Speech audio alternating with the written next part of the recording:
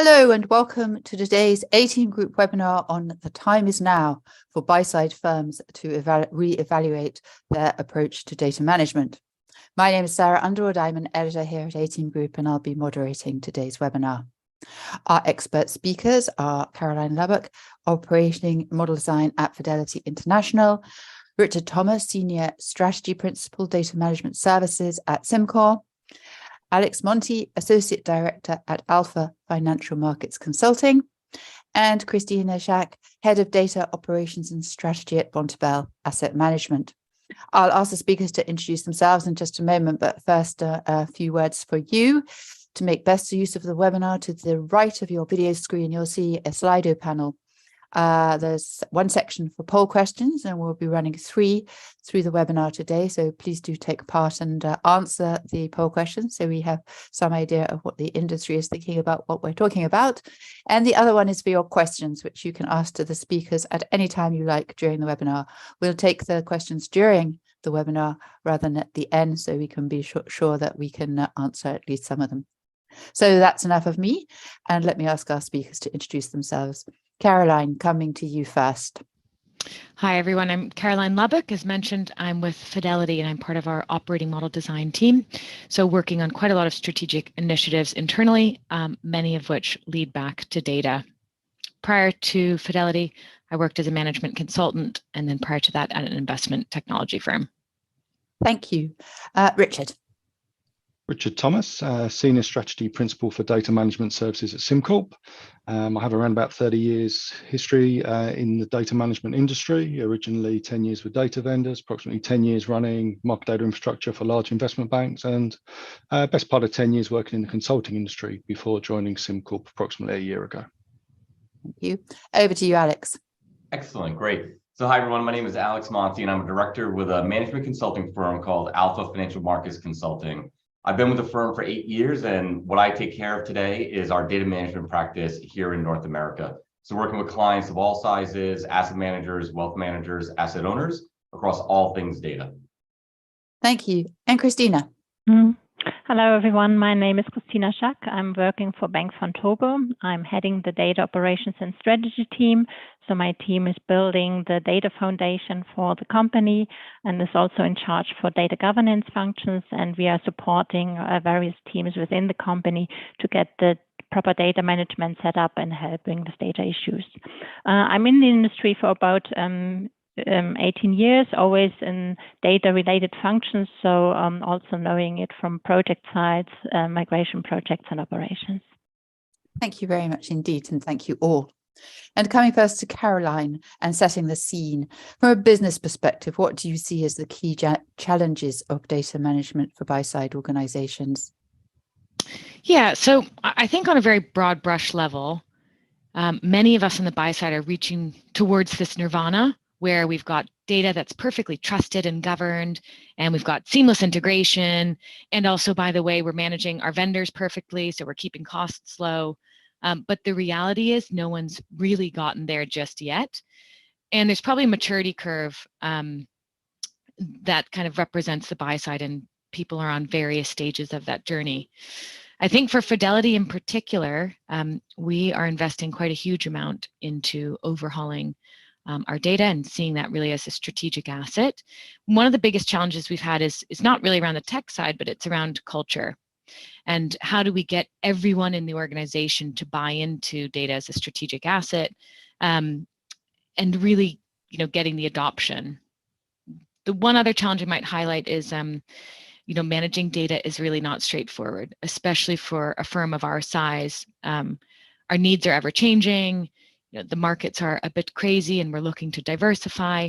So being able to respond quickly in a very complex landscape is really quite difficult. So I'm not sure there's really a silver bullet to making data management and optimizing data just yet. Okay, thank you. Christina, how do you see the challenges here? Yeah, thank you. Yeah, I can agree with what Caroline says. So we are really on the journey. I think everyone in the industry is on the journey to a more digital and more data-driven setup. And this is what we then also see. Data volume is growing a lot. So even within the company, because we are now collecting much more data than in the past, many things have been digitized. So what has been done manually is now digitized, and this, of course, generates data. And then, of course, also from outside initiatives, I think the sustainable investment is a pretty well example where the volume of data is exploding, so to speak. So it's really, and you need to have proper tools in place. You see that your current setup is getting to its limits, and you need to automate also the processing of data, the monitoring of data. I think that's really a huge challenge. And what you also can see is that we now have new players in the field. I think we are now trying to gain insights out of the data. So the role of a data analyst is really growing, and I think every company has more data analysts in the company. These are brand new teams who have to understand the data, who are, of course, also generating new data. So a complete new field. And there you have to rethink your setup, because it's not just operational data, it's also data for insight generation, for knowing clients. So different new use cases, different new players in this whole landscape, and you need to build this up properly and cater for that. I think that's, and I agree to what Caroline was saying. It's really also changing people's mindset. Data are not just pure for operational processes; they are much more. They are gaining more value, and we need to have proper tools, and we need to have a strategy to do it right. Okay, thank you. Richard, what do you see out there when you're out visiting clients and so on? Where do you see the challenges? No, I mean, I think building on the points that have already been made, I think for a lot of organizations, it is definitely a journey. And it is a maturing journey. But there are also a range of, I think, different styles of approach you start to see. And I think this is something that speaks very well to the buy side of the industry in particular, is the differentiation between the companies that wish to embrace this problem through a technology and a control approach. So they wish to try and solve the problem almost themselves. They'll bring in some vendor systems, etc., but want to retain a high degree of control. And then there are other organizations which see a lot of data management, or trying to differentiate between the data that they want to own and the data that they want to buy in as a service. So to start to separate out the critical value add processes to retain and to build around, and to also consider what services are services which should be brought in. So how do you identify where to focus and where to put your resources? And certainly as a smaller to a medium organization, your resources are likely quite limited. Therefore, you have to be very selective about where you focus your own internal resources, as opposed to where you, in a large organization, you may have the scale to pick up a more ambitious project, shall we say. Okay, thank you. Let's take an audience poll now to find out how the audience is feeling here about the challenges. The question is, from a business perspective, what are the challenges and limitations of your organization's data management capabilities? Now, you can tick as many of the boxes as are appropriate to your organization. And while you do that, let me bring in Richard again to talk about the limitations of today's typical buy-side data management systems. He's talked about the challenges, particularly at the systems now, Richard. Certainly.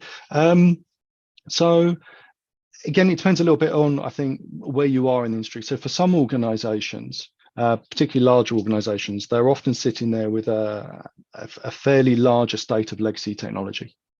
They have traditional database technologies, they have end user compute, Excel spreadsheets, they have vendor terminals, they probably have a book of record platform, etc. So they have lots of different universes, lots of different pools of data around their organization. And from a technical perspective, how do you unify that is a huge challenge. There are a handful of ways of performing that. And I think that kind of leads more into the opportunities, which I think we'll discuss further in a minute. But I think the fundamental challenge of the medium to large organizations is the proliferation of disconnected systems and the desire to bring them together onto one strategic platform. For some smaller organizations, it can be the fact that actually they haven't started to invest, but the increasing technical age and the connectivity of data is now coming around where they now have to start to implement those platforms potentially from the first time, whereas historically they may have run, the spreadsheet on a desk or the database in a corner somewhere. So whichever one it is, a lot of the drivers are around connectivity and the fact that current technology often isn't fit to perform that requirement. Okay, Monty, sorry, Alex, what would you like to add to that? Yeah, I think Richard articulated that very well. And because it's my experience too, whenever I do sort of work with clients, their architectures are hallmarked by exactly the points that Richard made. You have data sitting around the business in silos that are strictly connected just to each other, right, but not across. And sort of that architecture just leads itself to an awful lot of technical debt in terms of the complexity of what it takes to maintain it, the number of resources, then obviously the cost associated with it. I think when you have that many number of components, the big challenge is how do you begin to consolidate and get a view around what would be a better design pattern? And then what are those tools and technologies that may be on offer from a vendor, but also from some of the service providers? Richard mentioned this as well, thinking about where there's data as a service or data management as a service components to pick up capabilities that you just don't have the scale to service, where previously you tried, but were unsuccessful. Those are great options to begin to sort of pick apart, right, the point-to-point legacy architectures that we see at many of the clients. These architectures too are obviously slow to market. They're very clunky. They require a lot of specialized skill sets. You have a lot of code happening non-transparently to move data around the organization, and all that just leads to risk. And I think this is sort of a critical piece when I speak with a lot of CIOs or CTOs, is thinking about these legacy architectures from also that risk perspective. This is such a critical piece to the value that an asset manager provides to clients, that getting into a new modern architecture is really not just a nice to have, it's almost a necessity, because the pace of change is so fast here. And then sort of the risk associated with managing some legacy infrastructure is just very costly. So I think this is what a lot of firms are struggling with. And truthfully, it's quite a challenge. I think we heard of that from Carolyn as well. This is something that has a lot of risk associated with it because it is so complex. It is not easy. Many people have tried before and have had many false starts or have had unsuccessful transformations in the past that makes them worry about moving forward. So there's also a lot of other challenges too, when we think not just around the architecture, but just organizationally, what are we willing, right, to bite off and deliver? And what do we think we can be successful delivering? And you end up with clients doing a lot of analysis, not really sort of making the decisions. And we just need to sort of let people know that they're not alone. Everyone's dealing with this, and that there are ways that people are beginning to tackle this problem that we think is a more modern, agile, and nimble. Okay, thank you. Please may we see the poll results and see how our audience is doing in this area. Richard, coming to you, do you see those as the kinds of challenges that that you're seeing when you're out and about? Yes, I mean, I read two things I think out of this point. It's almost the are you getting the value out of your technology and data for what you're paying? A thing that underpins a lot of clients is the cost of commercial data, and by commercial data I mean vendor data, so the Bloombergs, the Refinitivs, the ICEs, the SIX, the S&Ps, the MSCIs, all of this. So all of those costs are going up incrementally over time, and organizations' ability to actually leverage and use that data is critical for them. And there's always a challenge to try and manage that cost and get value. And then to enable a lot of the solutions that we've already been speaking about in our last couple of points, there is a significant investment in technology architecture to support our data. So organizations feel they're being beset on by both the cost of the data itself and how to govern and control that. And then on top of that, the platform and the connectivity that we're talking about here is a significant investment. But it is an investment which I think few people can escape. It's a critical part of business these days. Okay. Richard, thank you very much indeed for that. And let's run another poll question. And this one considers the actual challenges of data management optimization and asks, what are the challenges of achieving data management optimization at your organization?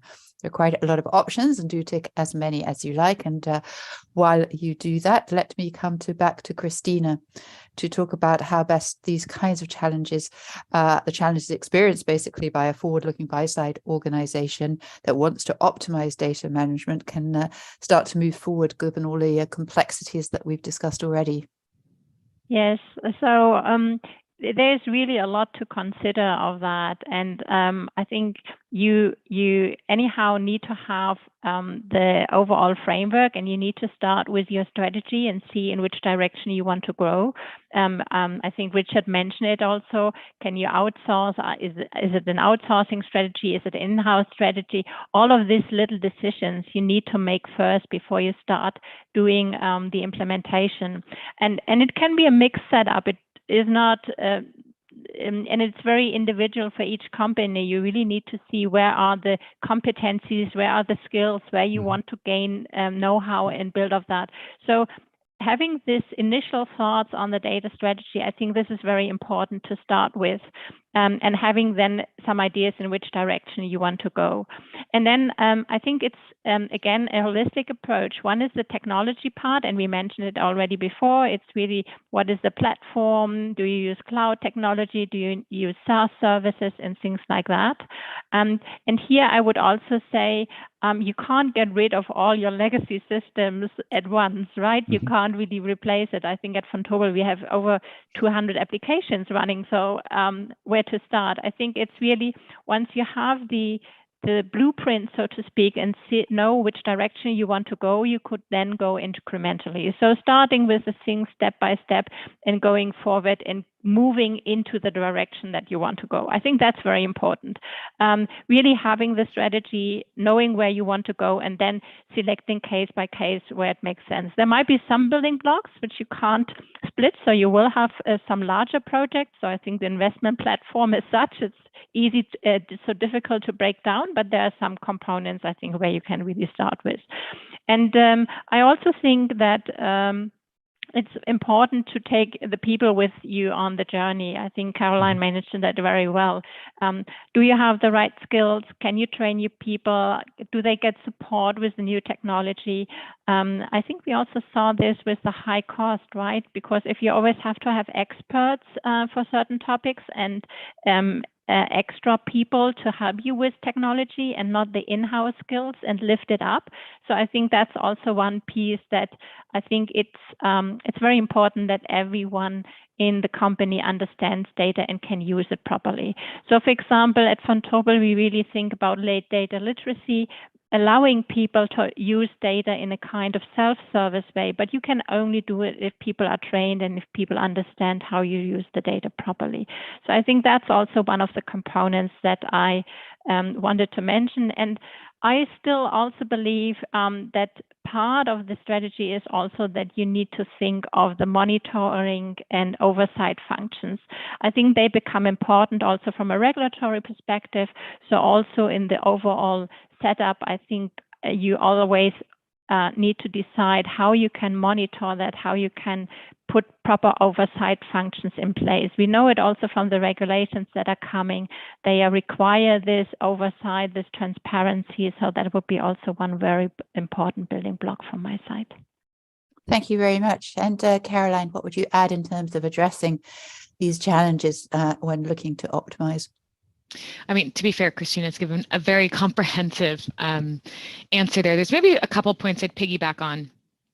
I think we've all begun to mention, and Christina has articulated that very well, that clear vision. I think the challenge is sometimes getting that perfect blue sky vision is actually much easier than figuring out how to get there.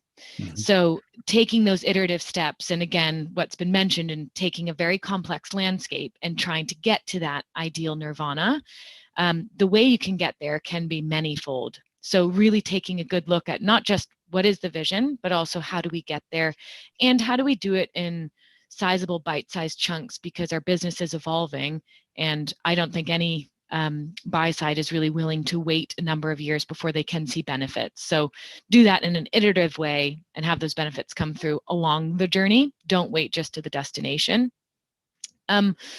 Another thing I'd add on the vision side is the budget element of it, and the financial bit is a key prerequisite to make this happen. And I think especially with markets the way they are, there's a temptation to put some of these strategic initiatives, in particular around data, on hold. And I think that's where buy sides can differentiate. It's having that unwavering commitment even in tumultuous markets, that this is not just a near-term investment to fix today's problems. This is really an investment in our future and in our growth. So keep that commitment up. And I think if you've got a fight on the budgeting side of what should be pushed off the table, make sure that data stays on it. Okay, excellent. Sorry, carry on. Yeah, sorry. The only other one I'd add there is on the cultural side, senior leadership has to be bought into it. Mm-hmm. So it's all well and done, getting boots on the ground and individual employees to understand that. But if that isn't coming from top down, if your senior leadership team doesn't understand why data is such an important strategic asset, I think ultimately that will flow through. And we're lucky, I think, at Fidelity, our senior leadership team does get it, and we can really see that effect kind of ripple throughout the organization. Excellent, thank you. We talked about how to address some of these challenges. Let's see where our audience is struggling and facing challenges. Thank you very much indeed. Caroline, you just mentioned that. Would you like to make a couple of comments on these results? Yeah, absolutely. Well, I'm glad I got my last point in there. Can't say I'm too surprised. I can say, in my past life as a consultant, that did surprise me, how many people don't quite get it. And actually, I think what it comes down to is because it is such a complex topic, it can often become very theoretical and not really practical. So bringing your senior leadership team practical use cases of how data makes a tangible difference is, in my mind, a key element to kind of win them over. Just having a look at these other ones, yeah, that ties into the first. So really, what is the flip side of that? The lack of understanding is, can you articulate the value add? I think that's how you address that. We've talked about the challenges of implementing it, the steps to get there. So happy to see, I think, a number of points that we've discussed on here. I can't say I'm too surprised at this, but what does resonate is there are a number of really, really key challenges to solve. Thank you very much indeed, Caroline. And let me now come back to Richard to talk about how to begin to resolve these types of challenges. So we've talked about them, we've identified rather a lot. How can we begin to resolve them? And indeed, defining the operating model is key before implementing significant change. So with that in mind, how would you approach the design of a future target operating model? I think one of the key attributes, or one of the key things you have to get down to, which is quite easy to overlook, is actually what data do you need, when do you need it, who owns it, what quality of data does that have to be?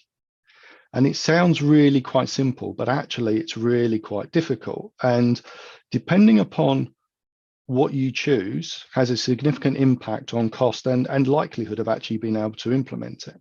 So the very sort of naive approach is, I want obviously 100% accurate data, I want it real time, and I want it in all of my business lines combined instantly. Well, of course you do.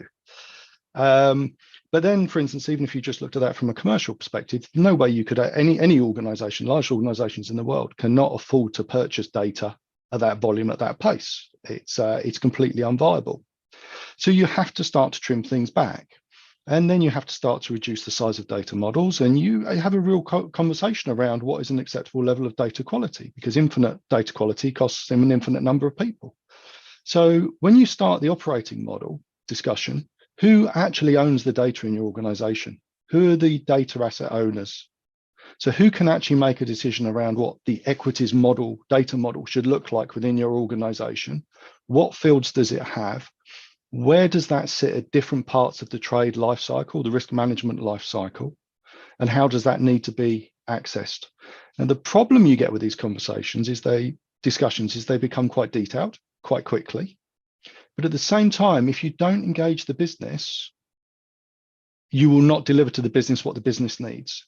So within a future target operating model, not only do we have to look at the technology and the processes from a day-to-day basis, but we have to get into that organizational change where people within the business feel that they are owners of data, even if they're not going to be curating it themselves on an individual basis, but they have a significant say in how that data is procured and the level of quality that is established, and that they feel a sense of love and oversight and engagement with that data.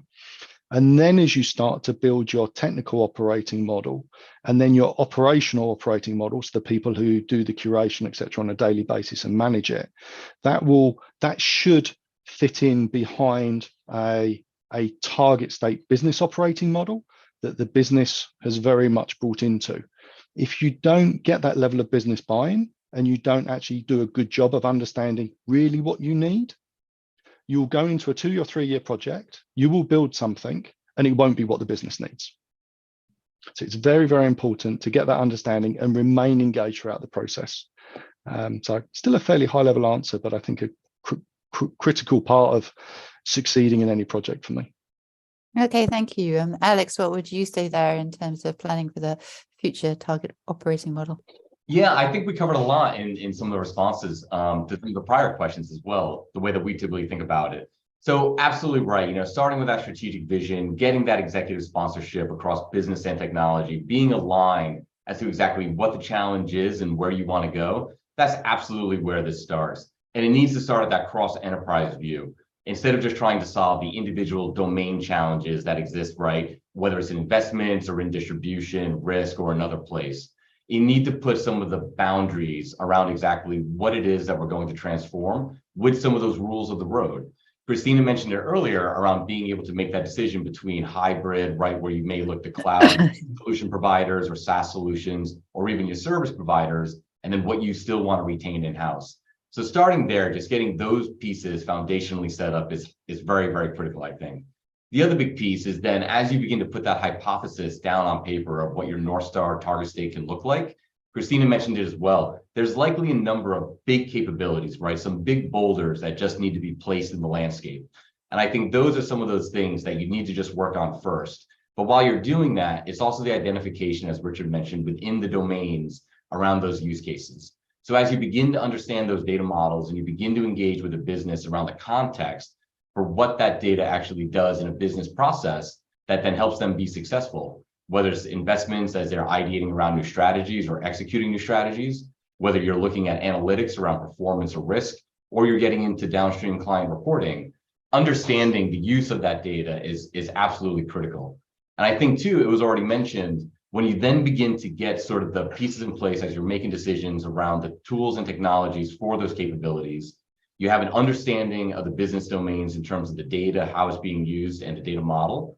From there is when you now start identifying those real business use cases, where you can then start actually putting some of this component piece of the architecture in play. And I think we also mentioned it earlier, projects and big programs, large transformations, they've sort of gone out of style. Very expensive, lots of risk, a lot of complexity, uncertain outcomes in many ways. And we like to think of more of like a proof of value, right? Proof of concepts, taking some of those individual use cases to begin trying to build out pieces of that architecture, demonstrating to the business along the way that we can actually make a real change here. We can affect, right, in a positive way, what we couldn't previously using our other legacy technologies. And being able to get some of those early quick wins against some of those use cases without trying to boil the ocean really will let you kind of eat this big data elephant limb by limb. And I think those are really, really critical. But the last point I wanted to make is just one that Richard just spoke about too, is organizationally, culturally, the behaviors of the people, right? As we think of the future of data and the roles that people are going to play as they're curating it, as they're using it, that's a big change for many business users. And I think the piece that Christina mentioned too around the education, it's sort of working and taking all those business users that are really functionalized, that really focus in on individual processes along this data journey. So that sort of has like a lot of pieces around stakeholder management, a lot of pieces around understanding their individual needs and how we need to upskill them, right, for them to be successful in this new operating model. They will pick up some new responsibilities, right? Certainly around data quality when we think of stewardship. They're going to have, right, more expectations in their role to do more with data to drive insights, right? They're not just going to be looking at facts and processing those facts, right, through a workflow. They're going to have an expectation that in the future, they're able to add more value because we've democratized and liberated data and we've given them the tools to work with that to get insights on our business. All of that is a big cultural change and behavioral change for many individuals. So I think there's also a huge piece there when we think of an operating model, people, process, technology, and data, that people component is really critical Because at the end of the day, right, they are the ones that will be utilizing any new technologies that are put in place, using this data for their business processes. And they are, in fact, a point of failure. So always sort of putting them right from that business user perspective is very, very critical, I think, to any success. Okay, fine. Let's pick up from that question. And coming to you, Caroline. Indeed, what types of technologies, solutions, and services are helpful here as you're starting to build out a new kind of strategy? Yeah, so I think one of the themes that we have been alluding to, maybe haven't explicitly called out, is the don't reinvent the wheel. So I think people and buy-side firms who are trying to build components which are commoditized aren't really using their time, money, resource to optimize their own operating models. So perhaps I can just go into a bit more detail and practice of what we're doing at Fidelity. We've elected a number of kind of key strategic partners to help us accelerate on this journey. And one of those being a company called Finborn. We are partnering with them on their Lucid product, which really is the heart of our data strategy. And we see that product as something that is very advanced in the market. So it isn't this more traditional, very structured database that has no flexibility. We see that as something that's just beyond a data mart or a data lake or a data warehouse, but really a financially aware platform that helps us interpret our data and do that in an accelerated manner. So they've been quite key to help us on our journey. And I think for us, it's a really nice blend of we can retain our ownership of our own data. We can retain the way that we want to structure it. We can have that flexibility to grow in an environment that's ever changing. But we aren't starting from a blank sheet of paper, which, holds us back in terms of implementation timelines. And we have that acceleration through them. I think one more element, sorry, I'd quickly add to that is the way in which you implement that. And Alex has alluded to this already. I think traditionally, asset management as an industry isn't great at agile delivery. It's an area we could probably improve in, but data and data implementation lends itself so well to agile delivery in that cross-functional view of things.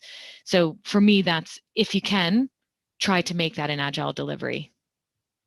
Absolutely. Thank you very much indeed. And Richard, coming to you at SimCorp, what do you see as the sort of the successful technologies and solutions when you're working among your customers and talking to prospects and things? What's helpful here? No, well, there's a raft. There's a raft of all of these technologies and solutions. There are, I think, and there's a place, I think, depending upon the organisation, the architecture, and the strategic vision of companies for actually most technology styles of solution. There are organisations which I think, as we've said before, who simply wish to purchase solutions. So maybe started it from a services perspective.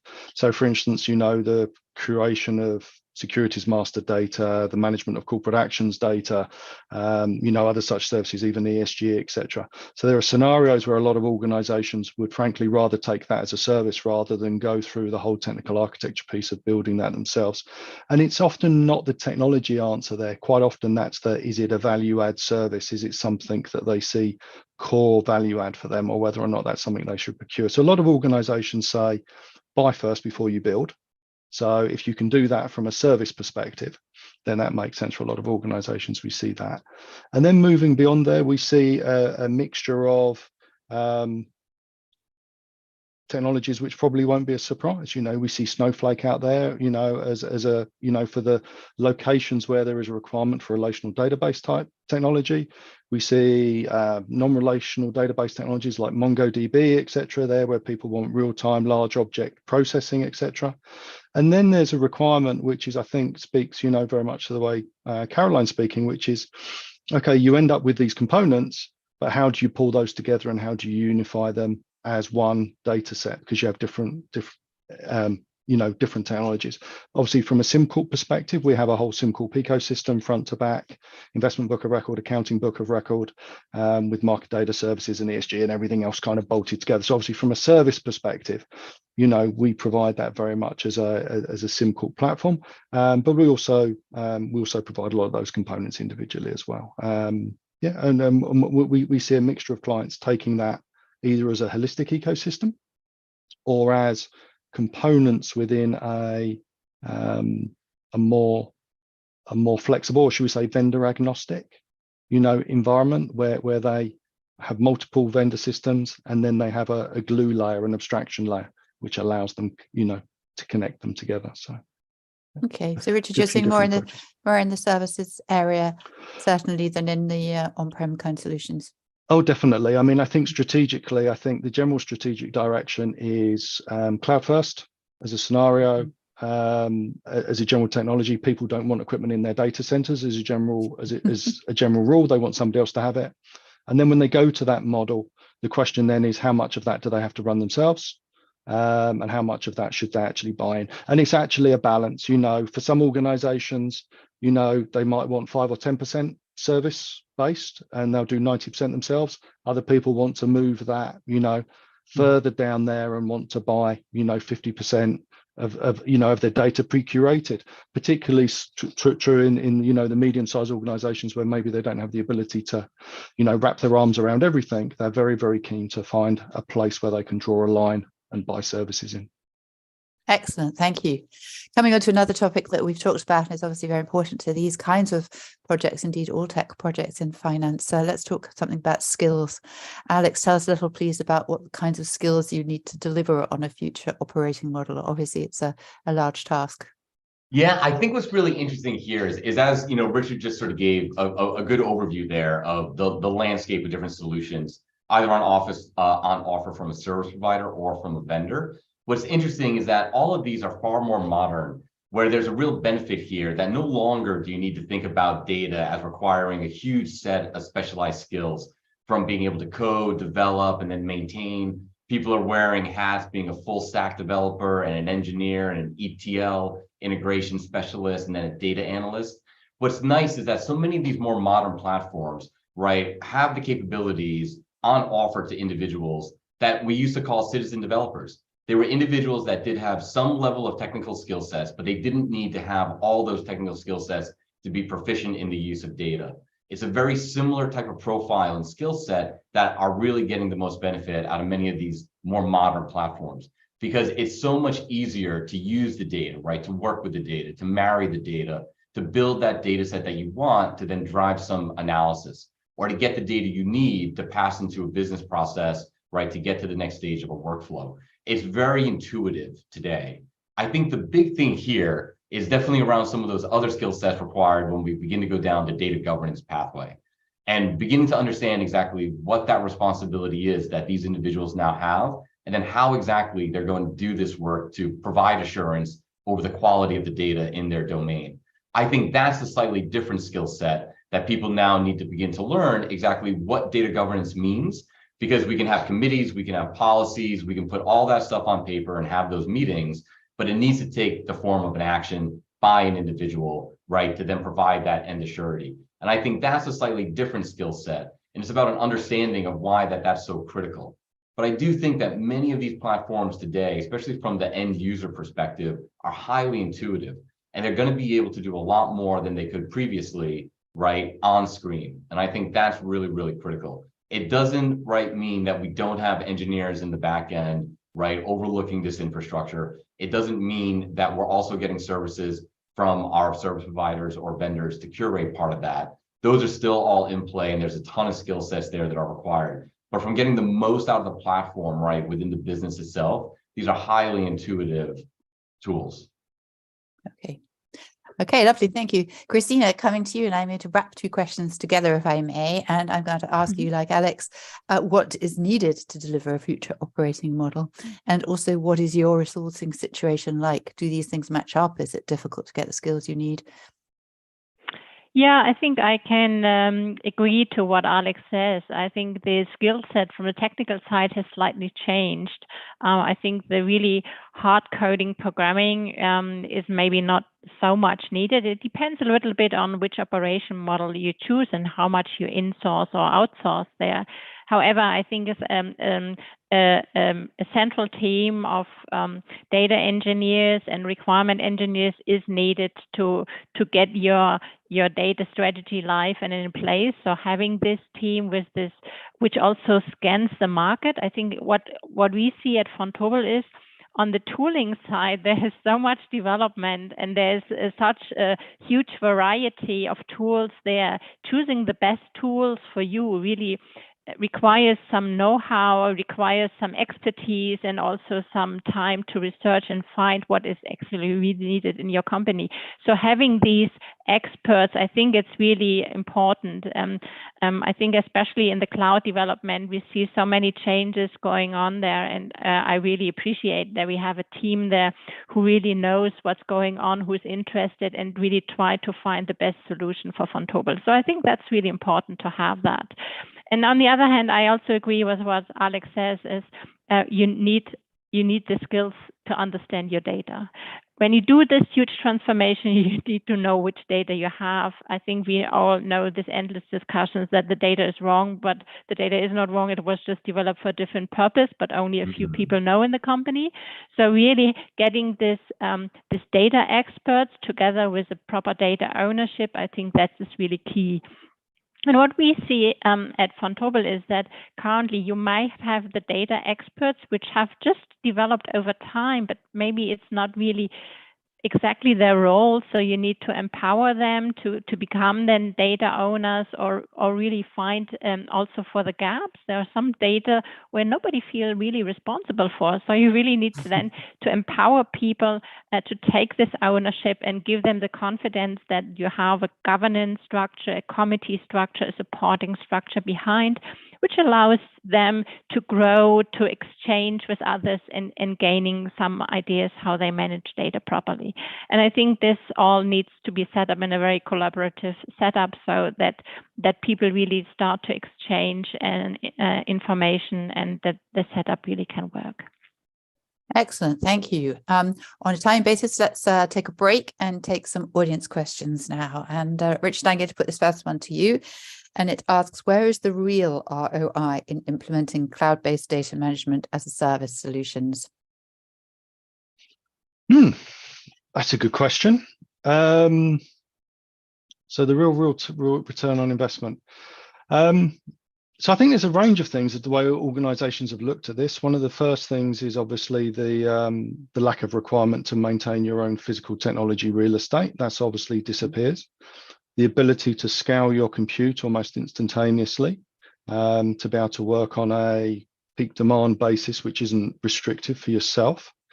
To start to look at native cloud first developed technologies. At the end of the day, for organizations, increasing amount of technology is going to be simply developed in that function, isn't going to be deployed as isn't going to be sold as a deployed solution in the future. In terms of ultimate return on investment, though, it's still a case of bringing these blocks together as a business solution that actually works for your business. So I think the ultimate return on investment is going to be agility for the business. And agility for the business will come down to the ability to move in and out of products as the business sees a requirement for, without having to tie the business change so heavily to IT infrastructure development and change behind the scenes.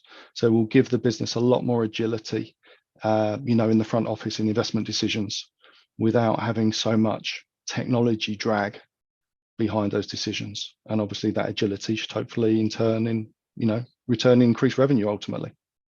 Excellent. Thank you very much indeed for that. And Caroline, this one seems to have your name on it pretty much, but it says a previous poll mentioned buy-in. How do we get this when senior management is reluctant to invest and make change? That's a great question. I think there's a number of ways to approach that. One way I find very effective is giving them kind of some analysis of what's going on around them, the peer comparison. So if everyone else around you is investing in data quite heavily, which I think is the trend in the market, and you're not, you're probably missing something. So I think that's one angle that you can take of, let's look at our competitors. And even, you know, I actually think most people are quite friendly and are willing to have an off the record chat about what they're doing. Are they going to reveal to you their entire data strategy? No, probably not. But will they give you some high level figures of what they're doing and why? That's been my experience anyway in the market, that people are willing to have those chats. So I think approaching it from the peer angle is important, probably coming back to the return on investment as well. And if you can make a case for not just why you need good data and good data management, but actually there might be some pretty strong use cases for the harm of not having good data and good data management and what that's doing. So probably a bit of scare tactics there of, you know, are there things that you can point to give practical examples, like actually we've had X many breaches because our data wasn't accurate, or we've made trading errors because things weren't reflecting in real time in the way that they should be, which again, I think makes it, I mentioned this earlier in the call, but makes it a tangible, practical thing for them to understand, rather than this very theoretical data as a strategic asset. So I think those are two angles you can explore, but whoever's raised the question, very happy to chat as well after this. Thank you very much indeed. And one for Christina, again, something you mentioned, Christina. It asks, does the panel actually think there's a need for a data literacy strategy to back up implementation of unique data management solutions? You mentioned it earlier. Is it a must-have or just a nice-to-have? I think for me, it's really a must-have. I think people really need to understand the data. I think what I hear also from our data analysts is that some dashboards are not correctly read. So you have management dashboards, and without knowing where the data is coming from, you might make wrong business decisions because you don't understand that the dashboard is just showing half of the truth or something like that. So I think it's really important that people really understand how data is generated, how it comes, and so forth. And another aspect that I would like to mention is that everyone in the company is also a data producer. So without knowing what's happening to the data and how the data is used, how can you make them aware how important it is that they do and maintain the data properly? I think we see it very often when people, when relationship managers enter client data. If they enter it for their purpose, it might be sufficient to use some comment fields or some text fields to fill in certain information. But this is important, or for a data analyst, that this data is structured properly and can be maintained and used in dashboards and so forth. And here I think it's very good to also give then some use cases. So what is if you show the dashboard then again back to the data producer and saying, so this is what's happening to your data, and this is where you gain more insights out of data. So I think it's very important that people understand the whole way of data, how to produce data, how to read data, and what's happening with data. So I feel it's very important to have that in place.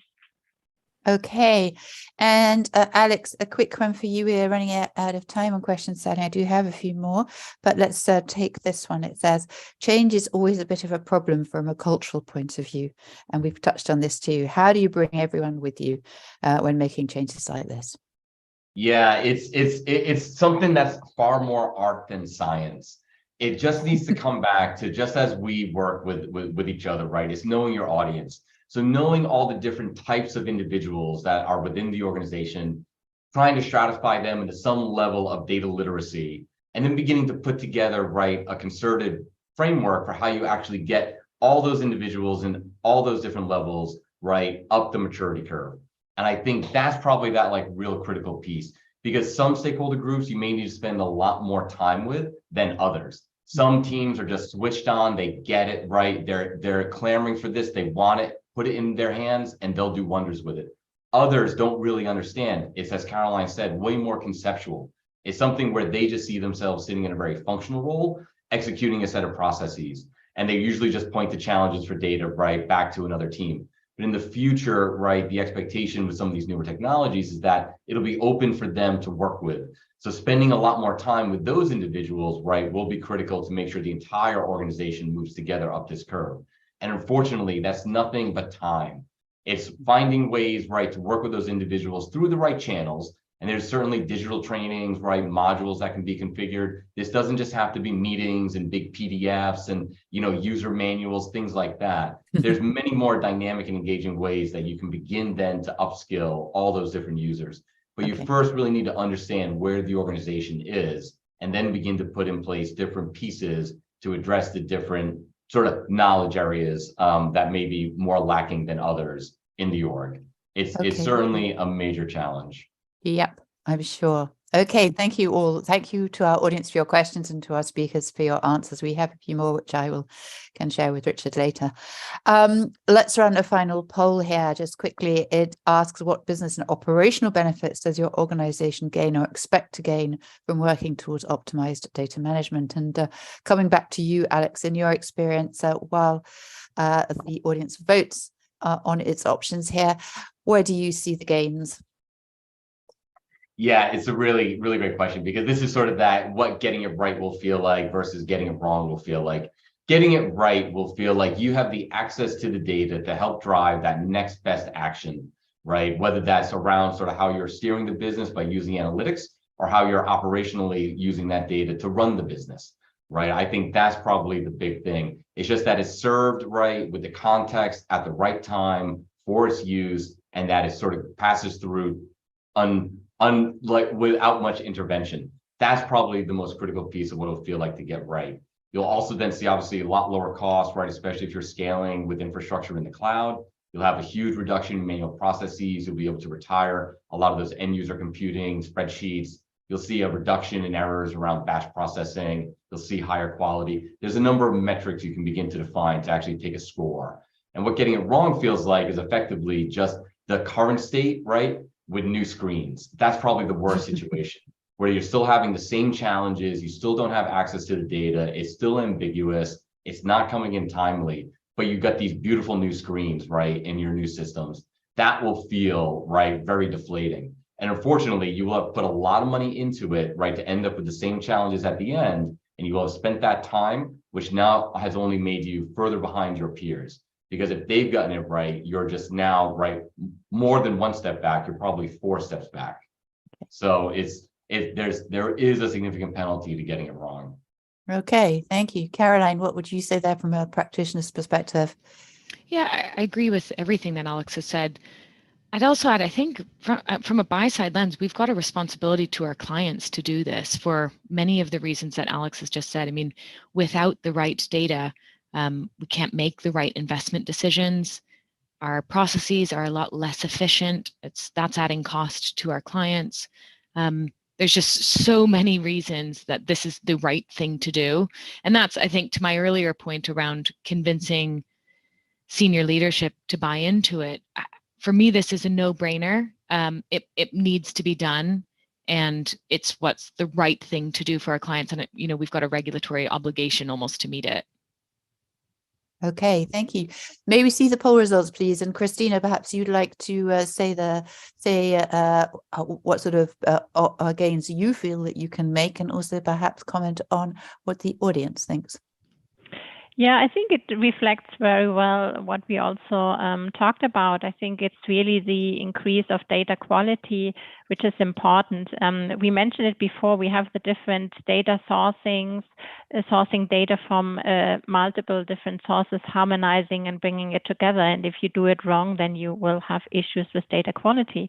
And of course, the automation requires higher quality in data, so therefore it's definitely one of the major blocks there. So you need to trust the data on your dashboards. You need to make fast decisions, and if you always have to query if the data is right, if this is correct, therefore it's very important that this is done there. But I think also the other topics like cost optimization. I think we mentioned that the external data costs from data vendors are quite high. So if you get a better overview which data is really needed and manage that properly, then of course you can do some cost savings. You can remove redundant systems or redundant management processes. So that's of course also something which would be a positive outcome from a good setup. Thank you very much indeed. Thank you for voting, and thank you, Christina. Okay, coming to the final question of today's webinar, I'd like to ask all our speakers to offer some advice to buy-side practitioners who are working to improve and optimize their data operating model. Caroline, please, would you start here? Sure. I mean, we've covered so many topics today, it's a bit hard to pull out the absolutely key piece of advice. But if I had to pull it down to one, I'd probably say it's that unwavering commitment. So advocate within your organizations for the importance of data. Don't lose sight on not just fixing today's problems, but fixing tomorrow's problems and having that flexibility to respond to whatever the new world might bring for you. So advocate for its importance and don't let that fall off the table with a slightly tumultuous outlook in today's world. Thank you indeed. Christina. Yeah, I think, yes, I agree. We have already mentioned very important points already. So I think one part to consider is that the world is changing fast and the data volume and everything is growing fast. So consider this in your data strategy, I would say. Really aim for scale, aim for automation in what you are doing, and then start to get the things in right and start then step by step getting there. Thank you. Alex. Yeah, I'll offer a few things here because I have thought about this. So I truthfully think you have to be humble, right? Recognize that you don't know everything as you're going to go into this, and that's okay. And with that is also not to feel overwhelmed. If you go and you speak to all your stakeholders and they're just giving you a litany of challenges, right? And you get those all collated into a single spreadsheet, it will be huge and it will be very overwhelming to think about how you can solve for all of those challenges. Just don't be overwhelmed. I think the other big thing here too is you have to be tangible and prioritizing exactly what it is that you're going to be delivering to the business. And that comes back to identifying those high value use cases to begin to prove out parts of a new architecture, right? By leveraging new tools. Work quicker, fail often, and try again. That's probably, right, the big pieces here. Okay, thank you. Richard, some final words from you. I'll mute myself first. What I would do, I would look across my data estate and I would try and separate out what adds value and what doesn't add value in my target operating model. What doesn't add value, I'd get somebody else to do. What does add value, I would seriously, that's where I really want to focus. If I'm a buy-side practitioner, particularly if I'm an organization developing in this, as Alex has said, I think you need to find good partners to help you on that journey, to help you understand it, that you can trust and you can work with. They can be consultancy providers, they can be full stack technology providers, obviously reference them, etc. If you know what I mean, don't buy the first one that you see, do a good bit of research. But at the end of the day, it is quite a big journey, but good strategy, do what adds value, and engage your business in that long-term journey and keep them engaged all the way through that journey. Otherwise you'll separate, you'll be a few years down the path, and unfortunately you will have spent a lot of money but you won't have delivered a lot. So the last couple of nuggets, if I could have given them. Yeah. Thank you very much indeed, Richard. And thank you to all our speakers for sharing their expertise and experience. Thank you to SimCorp for sponsoring today's webinar. Just before we close, a few 18 group things you might like to sign up for. You can download the 10th edition of our must-have regulatory data handbook, or you can sign up for one or two of our forthcoming webinars, the first covering a holistic approach to buy-side data management, and a second solving the operations talent crisis. So that's it for today. So thank you again to Caroline, Christina, Richard, and Alex. And thank you to all of you who've taken part in the webinar. Please complete our feedback form, as we're always keen to hear your views and improve our products. Meantime, thanks again and goodbye.